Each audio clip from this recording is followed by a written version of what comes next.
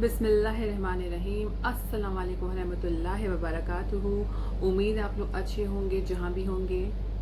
आज मैं आप लोगों से बात करूंगी कि रात को सोने से पहले क्या करना चाहिए, कौन कौन सी दुआएं पढ़नी चाहिए और हमारे अल्लाह के रसूल रात को सोने से पहले क्या किया करते थे।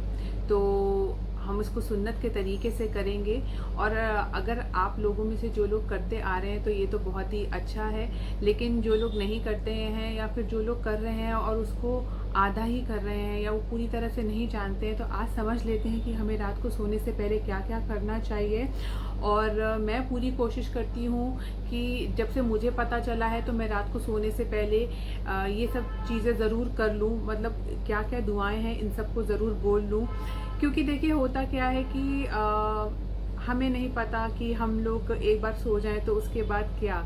जब हम सो जाते हैं ना तो ऐसा होता है कि अल्लाह जो है सारी जो रूह है ना अपनी तरफ बुला लेता है और अल्लाह की मर्ज़ी है कि वो सारी रूह को एक ही तरफ जमा कर लेता है और वापस किस पे रूह वापस डालनी है ये अल्लाह की मर्ज़ी होती है। क्योंकि कहते हैं ना कि जब हम सो जाते हैं तो जो नींद जो है ना वो मौत की एक तरह से बहन है। तो जब हम सोते हैं तो किसको होश रहता है कि वो अगली सुबह उठ भी पाएगा या नहीं उठ पाएगा। ये तो अल्लाह के हाथ में है ना।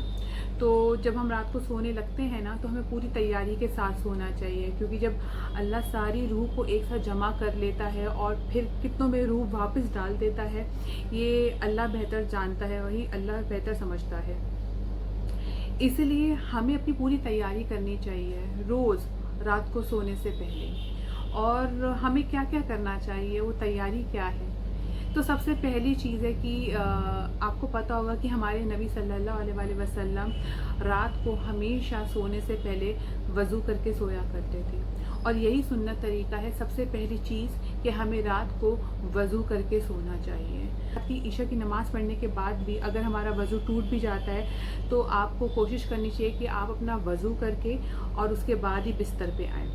और उसके बाद हमें क्या करना चाहिए, उसके बाद हमारे नबी सल्लल्लाहु अलैहि वसल्लम क्या करते थे कि जब वो अपने बिस्तर पे बैठते थे ना, तो बिस्तर पे जब वो सोने लगते थे तो सोने से पहले वो अपने बिस्तर को 3 टाइम्स उसको झाड़ते थे, डस्ट ऑफ करते थे। तो हमें भी यही करना चाहिए, यही सुन्नत तरीका अपनाना चाहिए। क्योंकि हमें नहीं पता कि रात को जब हम अपने ही बेड से उठ के इधर या उधर कहीं जाते हैं तो उस दौरान किस चीज़ का साया वो हमारे वहाँ पे आ गया है, उसी जगह पे जहाँ पे हम पहले बैठे थे और जहाँ पे हम सोने लगे।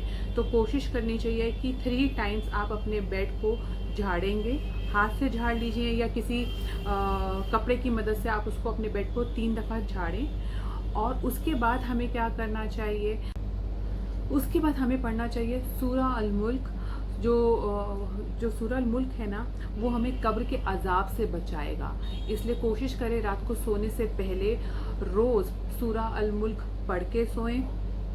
उसके बाद हमें चारों कुल पढ़कर सोने चाहिए, जो कि हैं सूरा अल इखलास, फलक, नास और काफिरून। और उसके बाद हमें आयतुल कुर्सी ज़रूर पढ़नी चाहिए। इसको एक हैबिट बना ले कि हमें रोज़ के रोज़ आयतुल कुर्सी पढ़नी चाहिए। हर नमाज के बाद तो हमें आयतुल कुर्सी पढ़नी ही चाहिए, लेकिन जब हम रात को सोने लगे तो रात को सोने से पहले हमें ज़रूर आयतुल कुर्सी पढ़ के सोना चाहिए।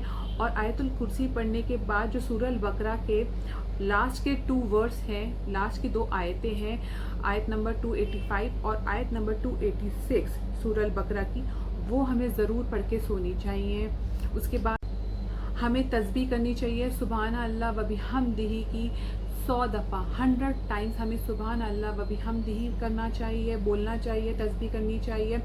और उसके साथ साथ जैसे कि मैंने आपको बताया था तस्बीह फ़ातिमा की फजीलत, तो तस्बीह फ़ातिमा जो है हमें रात को 33 दफ़ा सुबहान अल्लाह, 33 दफ़ा अल्हम्दुलिल्लाह और 34 दफ़ा अल्लाहु अकबर, ये तस्बीह भी हमें रात को सोने से पहले करके ज़रूर सोना चाहिए।